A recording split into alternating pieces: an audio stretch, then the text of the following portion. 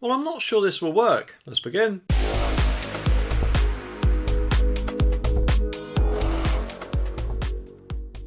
The article says that supermarkets are expected to be allowed to select which items they would cap and only which would take part in the incentive, modelled on a similar agreement in France, on a voluntary basis. Retail chiefs have dismissed the idea of a supermarket price cap on basic food items, claiming it will not bring down grocery bills or on food items. Ministers hoped a deal with big chains would cut prices on bread and milk, but the British Retail Consortium warned this will not make a jot of difference. Andrew Opiates, Director of Food and Sustainability, said it was highly unlikely any members of the BRC, which includes Tesco, Iceland, Asda, Sainsbury's and Waitrose, not forgetting of course Ocado, Morrison's, Booth and Aldi, would sign up to the voluntary pledge. A Number 10 source said on Sunday, "We are talking to retailers about what can be done to keep prices as low as possible." Bill Grimshaw, ex-chief executive of Iceland, said a price cap may not work, while seemingly acknowledging that supermarkets could compete harder to trim prices. He said it's not a good idea for the government to get involved in the markets in this way. "I do think there is a need for some action at this point because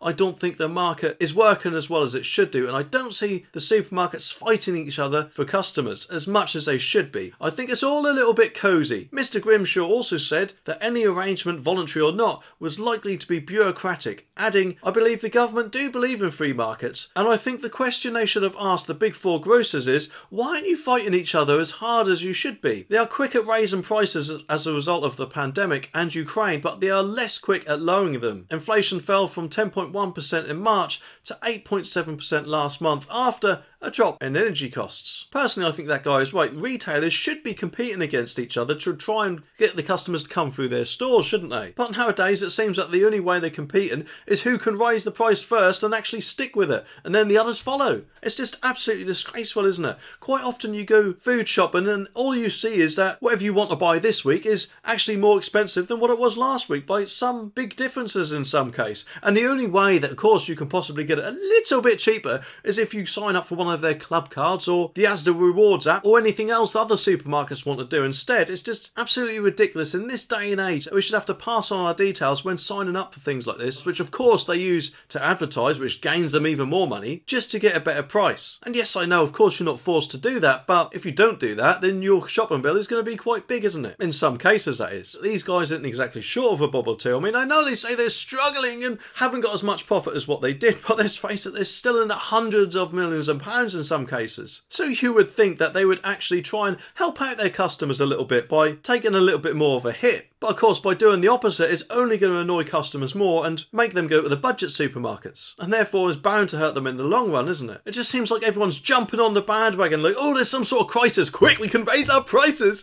when it really shouldn't be that way. But don't worry, because I've got an idea for them. How about with the profits you get elsewhere, like from your mobile phone sales or other things like that, you actually lower the price a little bit on your basic items. Thereby you're actually helping out people who are most at need, because let's face it, any people who do buy the basic branded items are probably going to notice a price rise a lot more than people who buy branded items, aren't they? And they can't keep going on blaming the energy crisis or maybe even the war, especially when energy bills and things like that are now starting to fall. Even petrol and diesel is starting to get to a level it was in 2021, isn't it? But I've just got a feeling they'll probably try and milk the situation for as long as they can. Pictures of Phillip Schofield were removed from ITV studios yesterday as bosses tried to airbrush out his scandal in a desperate bid to save This Morning. Show insiders said all traces of Schofield, who is 61, and his career were being torn down by order of the editor Martin Frizzle, so it could be like he never existed. It comes as ITV has lost millions of pounds in sponsorship deals since the presenter admitted lying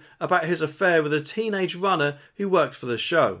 And last night, This Morning's main sponsor, car dealership Arnold Clark, said its existing multi-million-pound sponsorship deal will end this autumn as planned and will not be renewed. We told ITV executives about Schofield's relationship with the young man back in 2019. At the time, of course, they dismissed the allegation as malicious gossip. But of course, since Schofield confessed he had lied about his affair with the starstruck teenager on Friday, senior executives have been locked in crisis talks in a desperate bid to limit the damage. Amid losing the 7-figure sponsorship sums, the team is battling to pull the show back from the brink and save the production crew's jobs after calls for it to be axed. A source said there is a lot of speculation about this morning's future, and some staff are concerned about their jobs. Phil's omission of deceit has plunged ITV into a crisis it has never been faced with before, and it is widely known internally that they have lost over £2 million in sponsorship deals since Phil's affair became public. Brands do not feel that ITV is a safe bet at the moment, and ITV are doing all they can to claw back control, but it will not be an easy task. Well, I don't know about you, but to me it just looks like he's trying to bring everyone down with him. I mean, he obviously lost his job because of the feud with Holly Willoughby, but this latest revelation has probably killed his career altogether, so let's face it, was it worth it, Phil? I mean, I don't know if it's just me, but from what I've heard that this boy was 15 at the time when he first met Schofield, and then quite conveniently got hired a little bit later, does pose a lot of questions to me. It does actually make me wonder who knows more than what they're letting on, because let's face it, I'm betting that quite a lot of people do know about this and have kept it quiet because of Schofield. Either, presumably, of course, because they wanted to protect him, or maybe they wanted to protect themselves, because from what it appears, he does have some quite big influence, doesn't it? I mean, he was the one who lobbied for Holly Willoughby to join this morning in the first place, and of course, Rochelle Holmes. So maybe, just maybe, that people may have thought, I better not say anything just in case I might lose my job like Amanda Holden seemed to do when she done a stint on This Morning. Only of course to be replaced by Phil's preferred candidate, it seems. So if anything, the programme itself now seems a little bit tainted, doesn't it? I don't know if it's just me, but I'm pretty sure that people aren't exactly going to want to watch something which was recently presented by what's fast seeming to be a Jimmy Savile number 2, especially if they think that the people who knew about it are actually still working on the show, whether it's in front of the camera or behind it. Then again, of course, we also heard rumours about Holly Willoughby calling in the lawyers to make sure her job is safe. And of course, while Phillip Schofield has now lost basically all of his work, I personally think the best thing that he could probably do at the moment is probably call up someone like Guinness World Records, because surely blowing your 40-year career in just 16 days is bound to be some sort of record. And even though, of course, we've heard rumours about the BBC wanting him for Strictly Come Dancing, and also other Channel 5 show rumours that may or may want him as a guest, I don't think that after this latest revelation that will be happening anytime soon. If at all, that is. I've got to point out, of course, that Phil does say that nothing did actually happen until the boy was 18, but the fact that the boy was 15 when Phil first met him does raise some questions, which, to be honest, I think ITV really do need to investigate a little bit more deeper than what they presumably did in 2020, or whatever year it was, when their last investigation presumably showed nothing. So admittedly, while it does seem that the feud with Holly Willoughby was the start of all this, it could actually be snowballed to bring everything down, couldn't it? Including the boss of ITV, if rumours are also to be believed. There will be delays to driving licences being processed and vehicle tax reminders, as DVLA staff have announced, of course, 15 days of strike action next month, according to the union representing them. Members of the PCS union have said they will walk out between 11th of June and the 25th of June. Announcing the action, a union spokesperson said the workers print material for DVLA and other government departments, meaning no vehicle tax reminders will be printed, and there will be backlogs for driving licences and tachographs. And when this group of workers took strike action in February,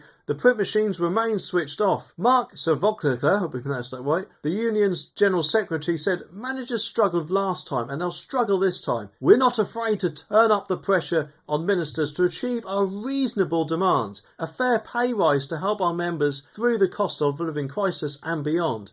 It is understood roughly a quarter of DVLA staff voted to take industrial action, and less than 100 staff will be involved in the newly announced strikes. The agency does not believe that the processing of driving licences will be impacted by the strikes. The bureaucracy around the DVLA has struggled since the pandemic, and MPs have heard that since April 2020, 3 million people have experienced delays with their driving licences, although processing times are said to be back to normal. Well, surely this is getting beyond a joke now. It seems that every department of every company is striking at the moment, doesn't it? Whether it's Royal Mail, teachers, doctors, nurses, now DVLA. Not forgetting, of course, civil servants, but let's face it, we don't really know if they're there or not, do we? Because half the time now they just seem to work from home. But that aside, if someone passes a driving test, they want their licence as quickly as possible, don't they? So they can actually start experiencing the freedoms of the road, or maybe get to work better and quicker than just relying on public transport. And don't these guys seem to realise that this is surely going to be causing a massive backlog, which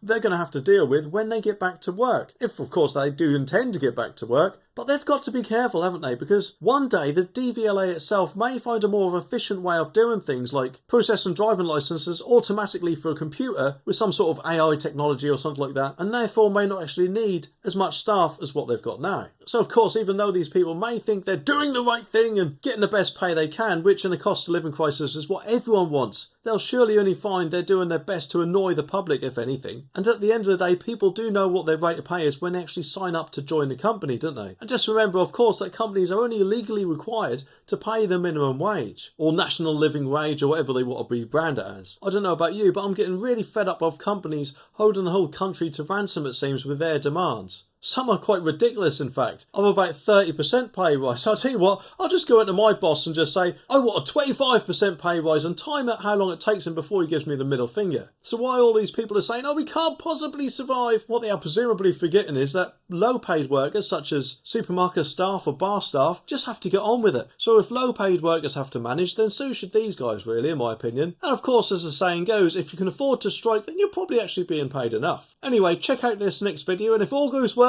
I should be back tonight, so make sure you click that subscribe button down there so you don't miss the next video. I'll see you in the next one.